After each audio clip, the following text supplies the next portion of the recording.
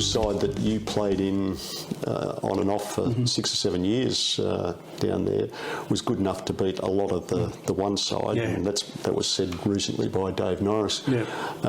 So you were playing in a pretty good team, which had a lot of success in that period. You played 3 premierships with the seconds. Yep. Won the bowling average twice, I think, from memory, the record says. So it was quite outstanding, your career there. You also, with the games you played in the ones, you took wickets. You were a wicket taker, and you took them at a pretty good average. Some of the blokes you played with in the ones,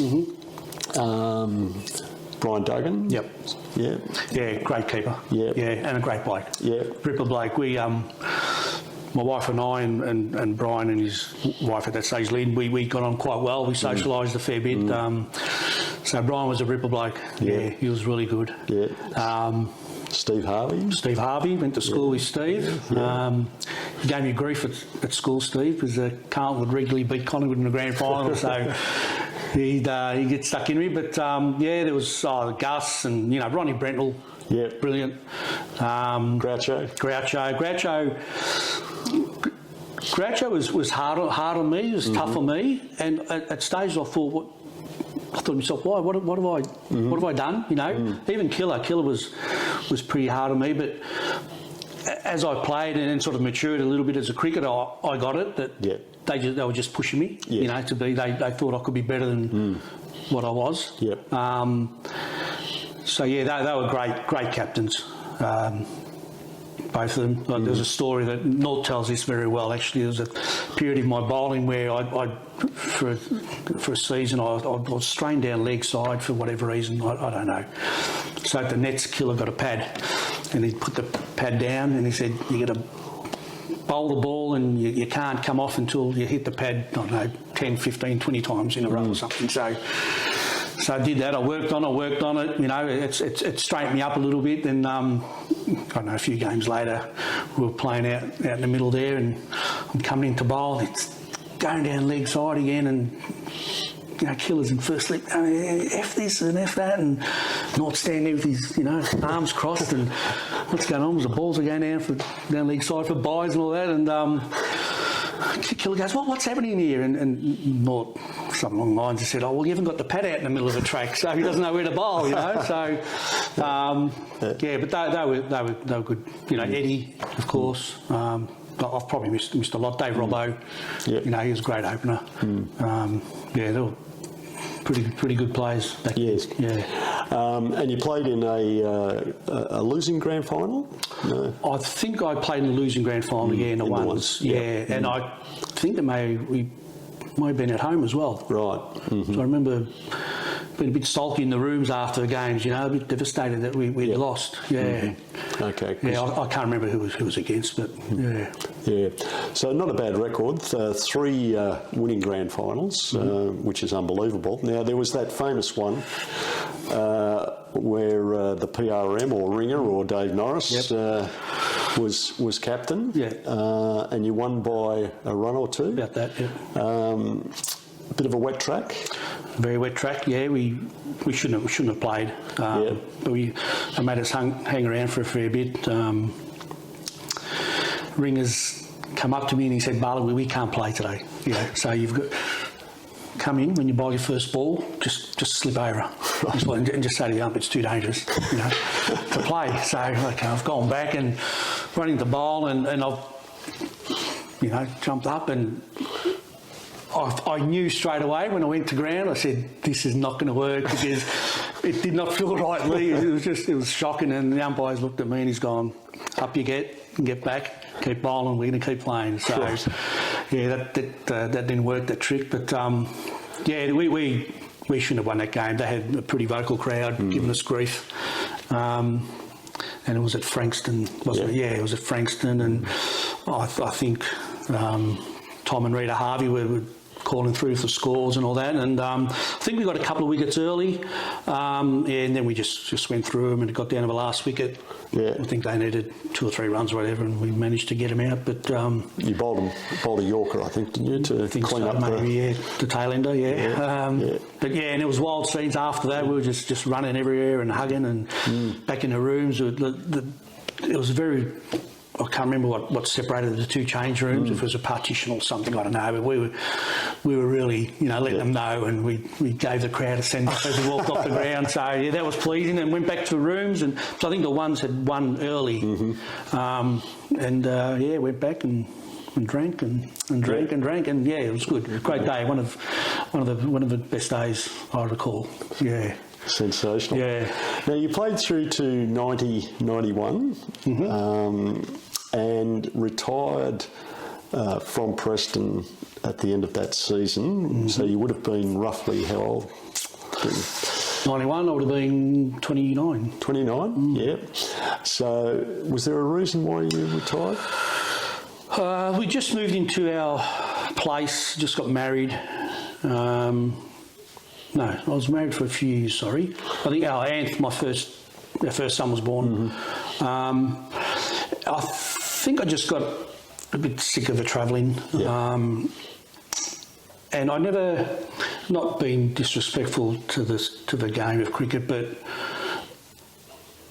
I just wanted to bowl. That's all I wanted to do. I just wanted to bowl. I was interested. We batted those days, long days, sitting around doing nothing. And when I did bat, I was probably out back in within a ball or two. So I was no good at batting.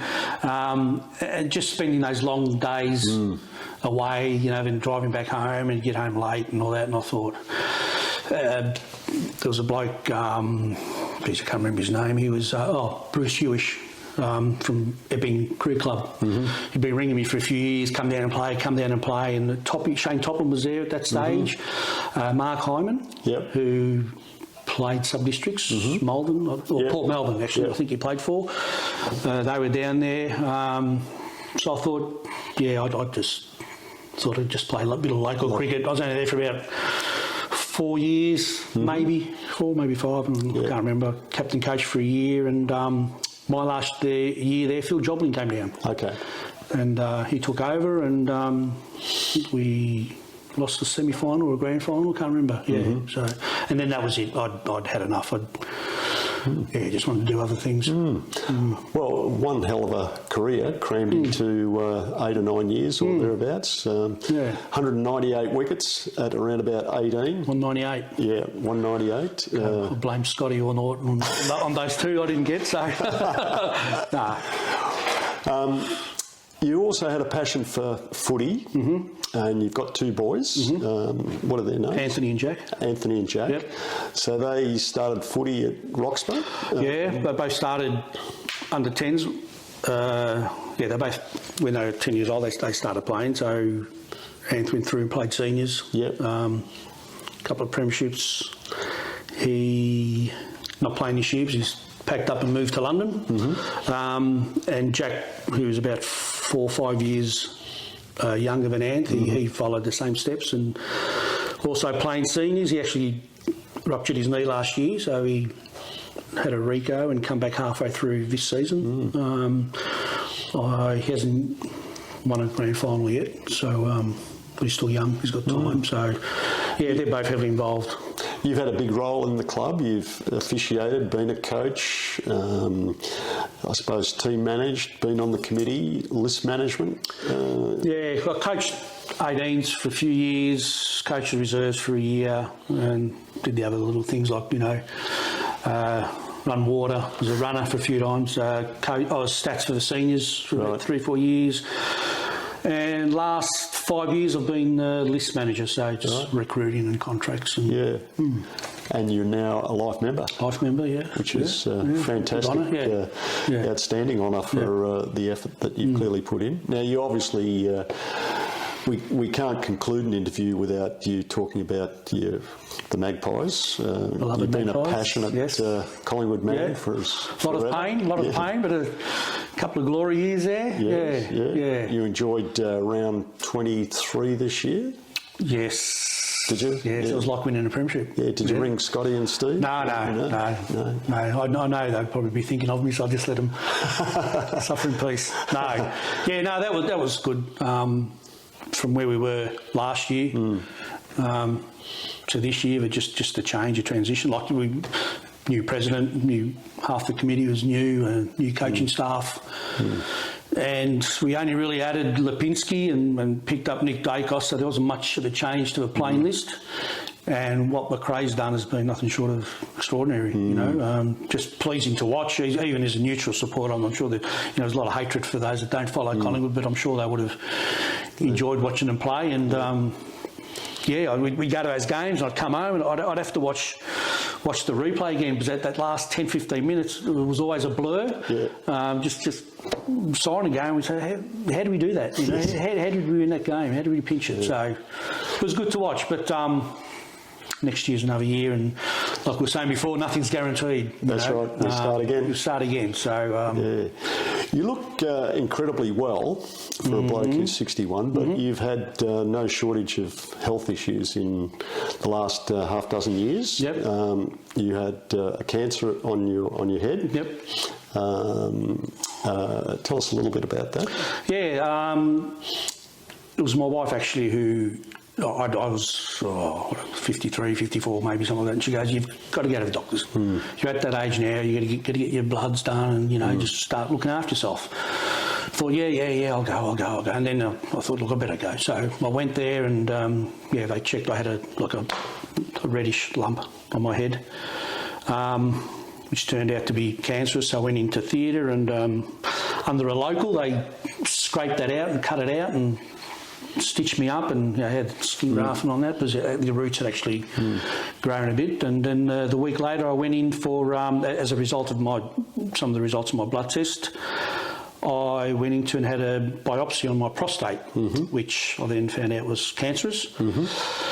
That would have been November, and then I think early Feb, I went into Olivia Newton-John Centre, prostate removed. All went well.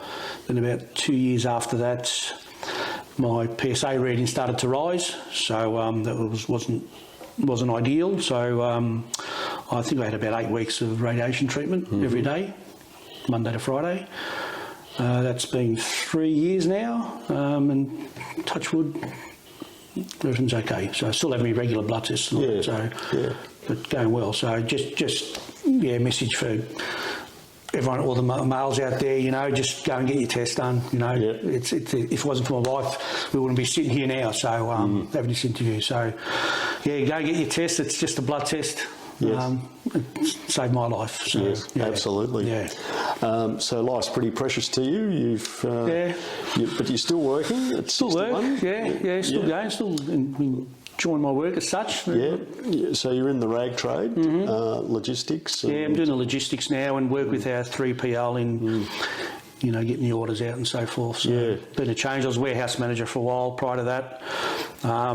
Now I'm just sitting behind a desk. Right. Yeah, on a computer. And 2 employers in, 40 years? 35 years? 40 years? 43 years, yeah. Wow. Yeah. That's amazing. Yeah. Unheard of in this day and age, isn't it? Yeah, I don't like to move around too much. So, And what's on the plans going forward? Travel again. We had a nice family holiday 2019. Yep. Went to Europe. Went back to my parents' hometown. Europe was amazing, beautiful. So actually, when we got back, I said to my wife, we've got to, at least every 2 years we've got to travel. But then COVID hit and everything was paused. So actually, we're going to see Anthony in London end of Jan. That's his birthday, so we'll go and surprise him and spend a few weeks there. Get to watch Newcastle in the Premier League, which we both follow madly. Just to do a bit more travelling. While we can, while we're able. Because life sort of falls away pretty quickly. It does. Sometimes blink of an eye too quick. So yes. Looking back on Preston, you were there for 8 or 9 years. What do you remember mostly about Preston. Great times. The 80s were great in all ways. Just the comradeship, the friends I've made, the ladies that served up the afternoon teas, they were fantastic. Lovely ladies. Lovely Joan Robinson, who we'd go to football with. My wife and myself and Joan, her sister, and Catherine. We'd either meet at the games or we'd pick Joan up on the way through. The success was great, and thankfully for the 1860 club, I got to see everyone again, because I'd only been back once, and that was for a reverse draw. And if it wasn't for the past players club there, I probably wouldn't have been back there. Not for any reason, just life. It's busy. You've got other things to do. So just great to see everyone again. But it was a great club. Great blokes. June and Peter. They'd run in the nets and all that, and been team manager and scorer. They were fantastic. The coaches I've had, everyone. Dick Norris. What a man. Unbelievable. So just great times. Fantastic. Great times. Yeah. That's a good position to conclude, Bart. We've covered a bit of territory. I thank you very much for your hospitality and your time tonight. No worries. Great to see you, and we will see you next week at the function. Will do. Thank you, Lee. Thank you very much. Thank you.